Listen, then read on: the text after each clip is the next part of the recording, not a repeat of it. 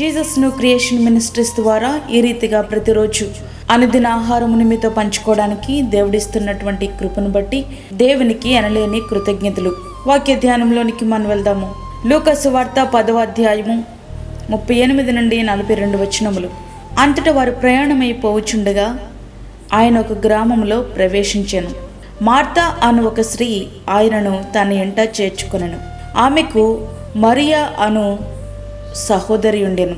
ఈమె యేసు పాదముల యొద్ద కూర్చుండి ఆయన బోధను వినుచుండెను. మార్త విస్తారమైన పని పెట్టుకున్నట్టు చేత తొందరపడి ఆయన యొద్దకు వచ్చి, ప్రభువా, నేను ఒంటరిగా పనిచేయటకు నా సహోదరి నన్ను విడిచిపెట్టినందున నీకు చింతలేదా? నాకు సహాయము చేయమని ఆమెతో చెప్పుమనను. అందుకు ప్రభువు, మార్తా మార్తా, నీవు అనేకమైన పనులను గూర్చి విచారము కలిగి తొందరపడుచున్నావు గాని అవసరమైనది ఒక్కటే. మరియా ఉత్తమమైన దానిని ఏర్పరచుకొనెను, అది ఆమె యొద్ద నుండి తీసివేయబడదని ఆమెతో చెప్పెను. యేసు ప్రభువారు ఈ భూలోకంలో ఉన్నప్పుడు మార్తా మరియా ఇంటికి తరచుగా యేసు ప్రభువారు వెళుతూ ఉండేవారు. ఎందుకు అంటే మార్తా ప్రభువును పిలిచినందుకు కాదు గాని మరియా యేసయ్య మాటలు వినాలనే తృష్ణను ఎరిగి ఆ ఇంటికి రావడానికి ప్రభువు ప్రాముఖ్యతనిచ్చారు. మరి వాక్యం వింటున్నటువంటి నీవు ఆయనను గురించిన తృష్ణను నీవు కలిగి ఉంటే ఆయనే నిన్ను వెతుక్కుంటూ వస్తారు. ఇక్కడ మనం చూస్తున్నాం, మార్తా ప్రభువుకు మంచి ఆతిథ్యం ఇవ్వాలనే ఉద్దేశముతో విస్తారమైన పనులు పెట్టుకున్నట్లుంది. ఆ పనులే, ప్రభువా, నేను ఒంటరిగా పనిచేయటకు నా సహోదరి నన్ను విడిచిపెట్టినందున నీకు చింతలేదా అంటూ ప్రభువును తన సహోదరి అయిన మరియను నిందించడానికి కారణమయ్యాయి. ప్రభువుకు గొప్ప విందు అవసరం లేదు, ఆయన దానిని ఎప్పుడూ కోరలేదు. మరి ప్రియ స్నేహితుడా, వాక్యం వింటున్నటువంటి ప్రియమైన దేవుని బిడ్డ, నీ హృదయమే ఆయనకు కావాలి.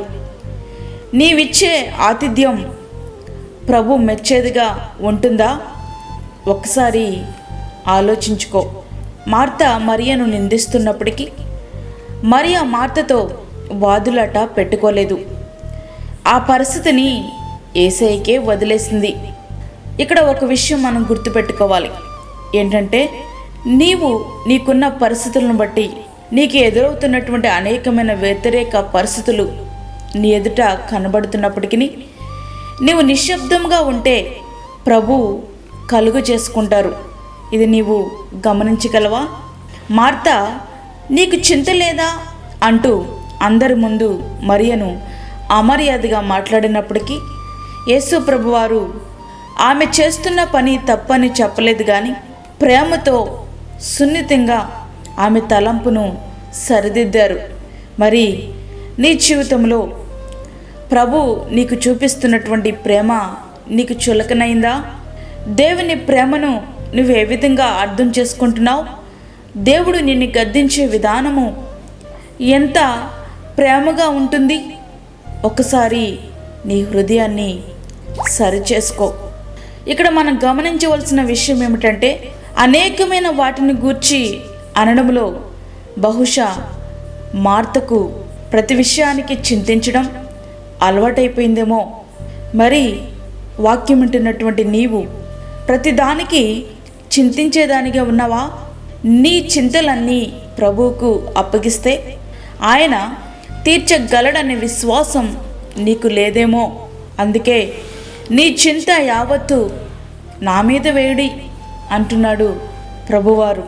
మరి రోజు రోజుకి నువ్వు చింతిస్తున్నావా? నీవు చింతించిన అవసరం లేదు. మరియా ఇంటికి వచ్చిన ప్రభువుకు కనీస మర్యాదలేమి చేయకున్నప్పటికీ ప్రభు పాదాల చెంత కూర్చుని ప్రభు మాటలు వింటుంది. ప్రభు అంటున్న మాట, మరియా ఉత్తమమైన దానిని ఏర్పరచుకొనెను. చూసారా?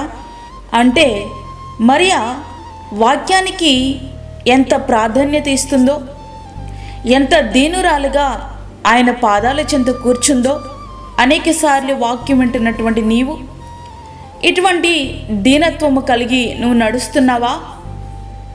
మరియా లాంటి మనసు నీకు వస్తుందా? దీన స్వభావమును నీవు అలవర్చుకున్నావా? దీనత్వానికి సాదృశ్యంగా ఇక్కడ మనకి కనబడుతూ ఉంది. మార్త ప్రభువును తన ఇంట చేర్చుకుని వంటకే పరిమితమైంది. దానివలన ఆమెకు కలిగే ప్రయోజనం ఏమిటి? మార్తకు దేవుని మాటలు వినడానికే మనసు లేకపోతే ఇక దేవుని చిత్తం ఎట్లా తెలుస్తుంది? ప్రియ స్నేహితుడా, వాక్యం వింటున్నటువంటి ప్రియమైన దేవుని బిడ్డ, మరి నీ జీవితంలో ఆతిథ్యము పేరుతో సేవకులకు వంట చేయడానికే నీ జీవితం పరిమితమైందా?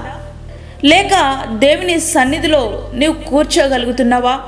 దీనురాలుగా నువ్వు ప్రవర్తిస్తున్నావా? ఒక్కసారి నీ హృదయాన్ని పరిశీలించుకో. సరిచేసుకోవాల్సింది ఏదైనా నీలో ఉంటే ఈ దినమే సరిచేసుకో. అప్పుడు మరియా వలె నీ జీవితం ధన్యమవుతుంది. ప్రభు చేత నువ్వు ప్రశంసించబడతావు. ప్రభు కృప ఎల్లప్పుడూ నీకు తోడుగా ఉంటుంది. అట్టి కృప ధన్యత దేవుడు మనకు అనుగ్రహించునుగాక. ఆమేన్. వాక్యమైనటువంటి ప్రియమైన దేవుని బిడ్డలారా, ప్రార్థనలో ఏకీభవించండి. ప్రార్థించుకుందాం. పరిశుద్ధుడైన తండ్రి, ప్రేమగల యేసుప్రభువా, శ్రేష్టమైన మరి యొక్క దినం మా జీవితంలో మీరు అనుగ్రహించారు. నీకు వందనాలు. ఈ దినమంతటికి కావలసిన నీ కృపను, నీ జ్ఞానాన్ని మాకు దయచేయండి. నీ సన్నిధిని మాకు తోడుగా ఉంచండి ప్రభువా. దీని సహాయమును మీరు మాకు దయచేయండి. వాక్యం విన్నటువంటి నీ బిడలలో నీ దీనాత్వము కలిగి ఉండడానికి, మరియా వలె నీ పాదాల చెంత చేరి నీ స్వరం వినడానికి కావలసిన కృప ప్రతి బిడ్డకు మీరు అనుగ్రహించండి. మీరేం మాట్లాడతారో వినే చెవి నీ బిడ్డలకు అనుగ్రహించండి ప్రభువా. బలహీనులుగా ఉన్న వారిని బలపరచండి. అప్పుల బాధల చేత ఇబ్బంది పడిచిన నీ బిడ్డలకు కావలసిన అవసరతలు మీరు తీర్చండి ప్రభువా. అనేక వ్యాధుల చేత బాధపడుతున్న నీ బిడ్డలకు నీ స్వస్థతను అనుగ్రహించండి. దేశ సరిహద్దులో ఉన్న సైనికులకు మీరు తోడుగా ఉండండి ప్రభువా. వారి కుటుంబాలకు నీ భద్రతను అనుగ్రహించండి తండ్రి. నీకు స్తోత్రములు. అలాగే దూరదేశంలో ఉండి వాక్యం వింటున్న నీ బిడ్డలకు కావలసినటువంటి నీ కృపను అనుగ్రహించండి. వారికి నీ సన్నిధిని తోడుగా ఉంచండి ప్రభువా. నీ సహాయమును వారికి దయచేయండి. అదేవిధంగా గర్భఫలము లేని బిడ్డలకు గర్భఫలము దయచేయండి. వారి జీవితాల్లో సంతోషము చూడడానికి సహాయం చేయండి. నీ సన్నిధిని వారితో ఉంచి వాక్యం వారి జీవితంలో ఫలించుటకు సహాయం చేయమని యేసు పరిశుద్ధ నామమున అడిగి వేడుకుంటున్నాము తండ్రి. ఆమేన్. ఈ యొక్క వర్తమానములు మీ బంధువులకు, మీ స్నేహితులకు షేర్ చేయండి. దేవుని సేవలో మీరు కూడా పాలుభాగస్తులు కండి. అదేవిధంగా మీ ప్రార్థన అవసరతలు మాకు తెలియచేయండి. మా ఫోన్ నెంబర్ 9177377559. దేవుడి మిమ్మును మీ కుటుంబమును దీవించునుగాక. ఆమేన్. ప్రభు సేవలో మీ సహోదరి అన్నామణి సాల్మన్.